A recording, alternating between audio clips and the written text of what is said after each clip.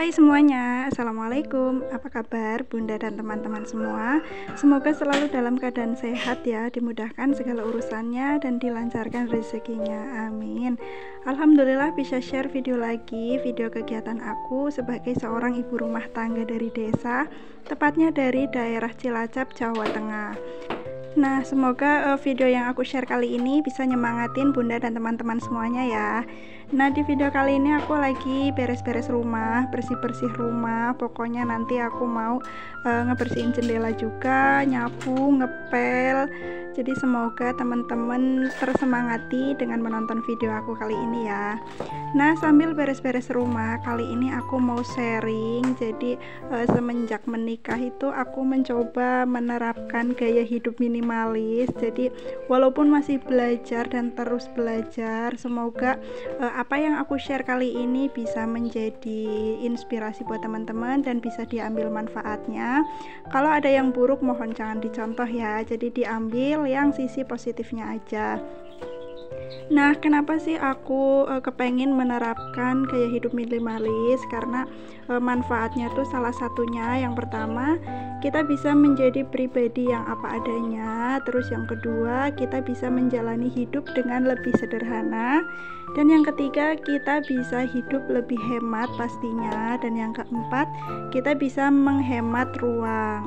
Nah, yang kelima itu kita bisa mempersingkat aktivitas di dalam rumah. Nah, jadi itu manfaat kita menerapkan gaya hidup minimalis ya teman-teman. Semoga kita semuanya bisa menerapkan gaya hidup minimalis dimulai dari sekarang dan jangan ditunda-tunda lagi.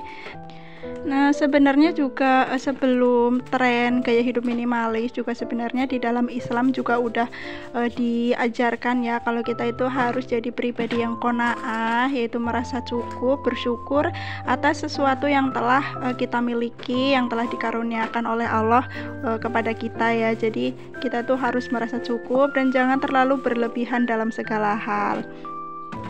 Nah, kita ke videonya dulu. Ini jadi aku lagi beres-beres ruangan tengah ya, lagi bersih-bersih. Tadi aku elap-elapin mejanya sama tempat mainan anak aku.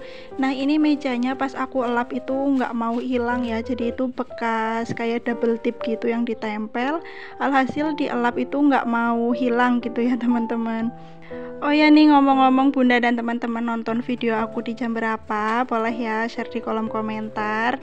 Jadi ini aku beres-beres rumah sekitar jam berapa ya, sore hari kalau nggak salah, pas anak aku lagi main di luar. Ini aku sempetin buat ngeberesin rumah. Nah, lanjut lagi ke cerita aku yang tadi, yang aku lagi belajar menerapkan gaya hidup minimalis. Nah, jadi awalnya dulu aku juga bingung ya maksud dari gaya hidup minimalis itu seperti apa. Apakah harus mempunyai rumah yang kecil dan ukurannya minimalis, atau harus memakai barang yang warnanya netral sama semua? Apakah itu yang disebut minimalis? Dan ternyata pas aku baca dari beberapa artikel itu nggak begitu ya. Jadi maksudnya bukan kita harus punya rumah yang minimalis terus punya barang senada, ternyata bukan seperti itu. Jadi menurut artikel yang aku baca itu, gaya hidup minimalis sendiri adalah gaya hidup sederhana yang bisa menciptakan ketenangan dan membuat seseorang lebih bahagia. Jadi seseorang dengan konsep hidup minimalis ini mampu memanfaatkan sedikit barang agar lebih bermanfaat dengan maksimal dan membuat hidupnya insya Allah lebih nyaman. Nah, jadi itu pengertian hidup minimalis yang aku baca dari artikel. Nah, teman-teman juga boleh koreksi ya apabila aku ada salah kata pas lagi menceritakan gaya hidup minimalis ini. Boleh ya teman-teman komen di kolom komentar. Nah, lanjut dulu ke videonya. Ini aku lagi ngelapin jendela. Ini jendela yang di bagian samping sama di bagian dapur. Ini aku elap-elapin dulu karena udah lumayan lama nggak aku elap, jadi kayak kurang nyaman gitu ya dilihat. Jadi ini pas lagi ada waktu aku ngebersihin seluruh jendela yang ada di bagian rumah. Cuma nggak semuanya aku take video ya teman-teman, karena nanti durasinya jadi terlalu panjang. Nah, ini untuk bagian jendela luar udah selesai. Aku lanjutin ke bagian jendela yang di dapur yang dari arah dalamnya. Ini aku mulai bersihin.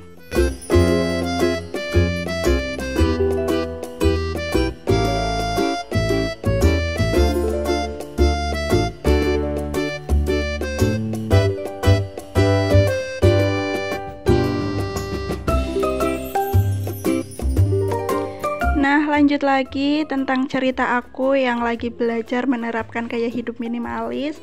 Terus langkah-langkah apa aja yang aku terapin buat belajar di gaya hidup minimalis ini. Jadi langkah yang pertama itu, kita harus fokus pada niat. Jadi fokuskan pada niat dan tujuan.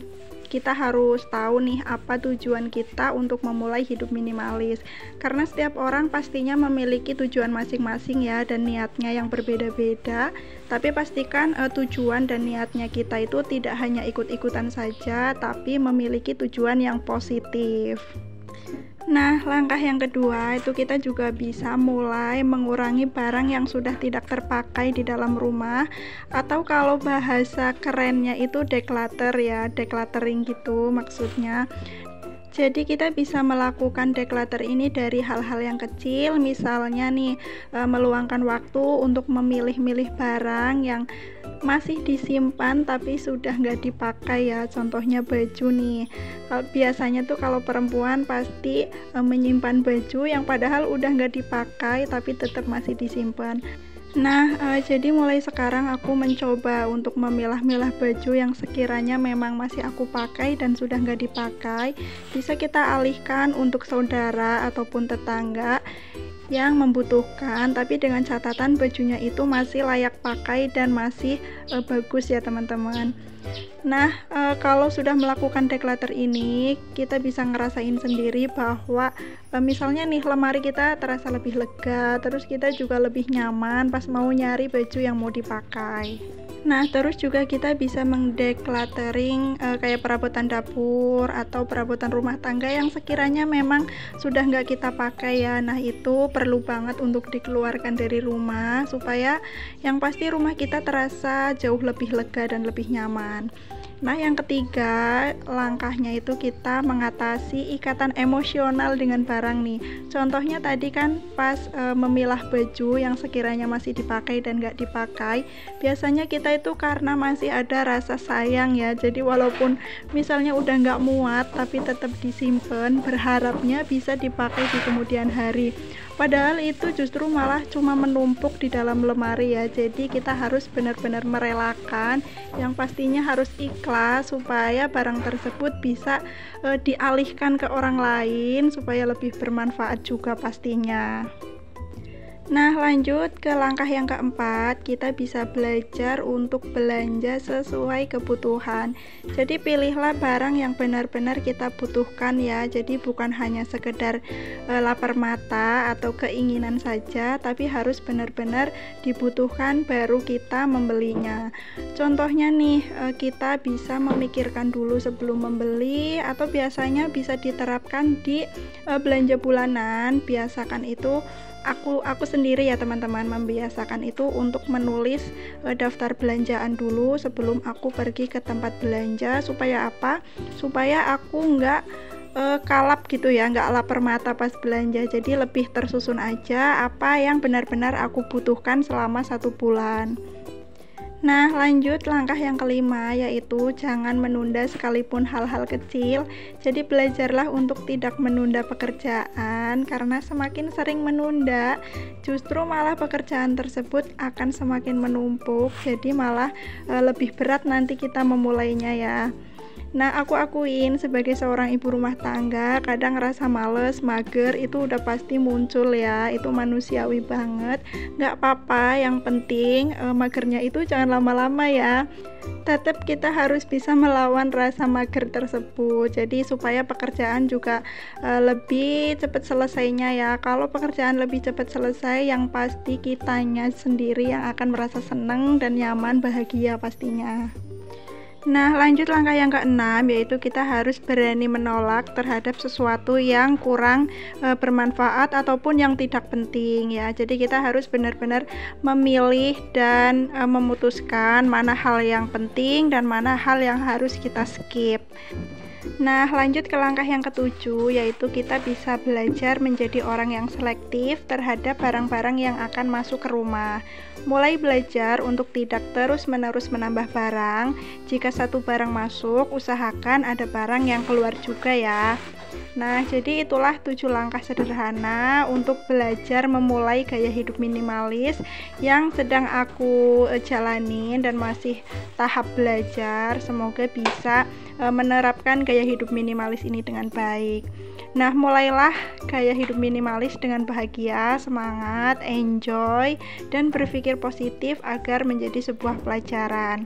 Nah, itulah sharing yang bisa aku ceritain ke teman-teman semuanya. Semoga bisa menginspirasi. Nah, jadi di sharing kali ini aku nggak ada maksud apapun ya teman-teman, nggak ada maksud untuk menggurui ataupun pamer atau yang lainnya ya, hanya sekedar untuk berbagi cerita. Nah, lanjut lagi ke videonya. Jadi ini aktivitas aku lagi bersih-bersih rumah. Ini udah selesai ngepel ruang tamu, aku lanjutin untuk ngepel ruangan tengah sampai nanti ke bagian dapur.